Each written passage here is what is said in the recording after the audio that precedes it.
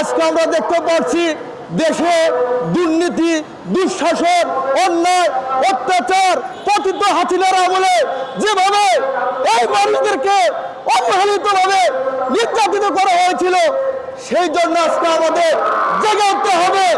কারণ না জেগে উঠলে এই হায়নারা, এই অপরাধীরা, এই দালালরা আমাদেরকে শকুনের মতো চিরে চিরে খাওয়ার জন্য তারা চেষ্টা করছে। প্রিয় সংগ্রামী ভাইয়েরা, তাই আমাদেরকে জাগতে হবে। এই অবৈধ হাসিনার, এই ভোটচোর, এই নিশিরাতে হাসিনার লোকদের আর এই বাংলার মাটিতে ঠাঁই দেওয়া যায় না। সেই জন্য আমাদেরকে ঐক্যবদ্ধ হতে হবে। রিক্সা চালক, শ্রমিক, গার্মেন্ট শ্রমিক, সিএনজি চালক, বাসের ড্রাইভার, মেহনতি মানুষকে এখন আন্দোলনের মাধ্যমে এই বাংলাদেশকে একটি সুন্দর শক্তিশালী রাষ্ট্র হিসেবে গড়ে তোলার জন্য একমাত্র আন্দোলনে আমাদের হচ্ছে মুক্তির পথ। প্রিয় ভাইরা, আমরা দেখেছি একজন রিক্সা চালক লোক দীর্ঘদিন, দীর্ঘ সময় 65 বছর 76 বছর বয়সে কর্ম করে মাথার ঘাম পায়ে ফেলে সে ঠিক মতো খেতে পারে না। অথচ আমাদের কিছু কিছু আমলা, কিছু কিছু দুর্নীতিবাজ মন্ত্রী, কিছু আওয়ামী লীগ মুকুলধারী জানোয়াররা তারা এই দেশের টাকা ওই বিদেশে লুট করে বিড়ম্বনা করে। আমরা এইসব লুটতরাজ, এই দুর্নীতিবাজদের আর বাংলার মাটিতে দেখতে চাই না। প্রিয় ভাইরা, তাই আমার অনুরোধ থাকবে আপনারা সকলেই এই অবৈধ হাসিনার বিরুদ্ধে দাঁড়াবেন। আমি আবার দেখতে পাচ্ছি ভারতীয় মিডিয়া আমাদের বাংলাদেশের মানুষকে ছোট করার জন্য পায়তারা করছেন।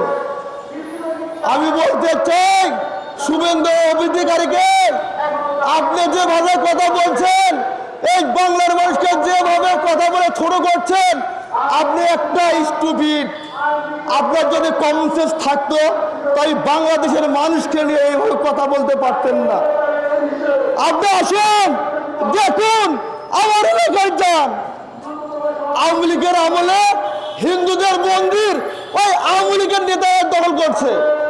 আওয়ামী লীগের লোকেরা আওয়ামী লীগের জমি চাষবাস করতে দেয় না। আপনাকে আমি জাহাজ দিলাম শুভেন্দু দাদা, ভারতের কলিকাতায় বসে বসে লেকচার না দিয়ে বাংলাদেশে আসুন। বলছেন যে ইউনূস সাহেবের আমলে দুর্নীতিবাজ হচ্ছে। আমরা মনে করি ইউনূস সাহেবের আমলে মানুষ বুক খুলে কথা বলতে পারছে, নিঃশ্বাস নিতে পারছে। আপনি ভাত আনতে বন্ধ করুন। প্রিয় ভাইয়েরা, সমন্বয়দের বলবো শুধু আপনারা এসির বাতাস খাওয়ার জন্য সমন্বয় ঘর নেই। মানুষের দুঃখ দুর্দশা লাঘব করার জন্য আমাদেরকে সমন্বয় করা হয়েছে। আপনারা তাই মানুষের পাশে দাঁড়ান, মানুষের কথা শোন, মানুষের কথা চিন্তা করেন। এইভাবে বয়ে থাকার জন্য আপনাদেরকে দায়িত্ব দেওয়া নেই বাংলাদেশের মানুষ। আজকে মানুষের দিন সবচেয়ে খারাপ যাচ্ছে, কষ্ট যাচ্ছে, তাদের পাশে দাঁড়ান। এবং দুর্নীতিবাজ আওয়ামী লীগের আন্ডা পান্ডা চাওয়া যারা দেশের টাকা বিদেশে করেছে, যারা দুর্নীতি করে নিয়ে গেছে, তাদেরকে ধরে শাস্তি করেন, না হলে আপনাদেরকে বাংলাদেশের মানুষ ক্ষমা করবে না। এই বলে আমি আমার বক্তব্য শেষ করছি। বাংলাদেশ জিন্দাবাদ। জয় হোক মেহনতি মানুষের, জয় হোক 16 কোটি 18 কোটি মানুষের।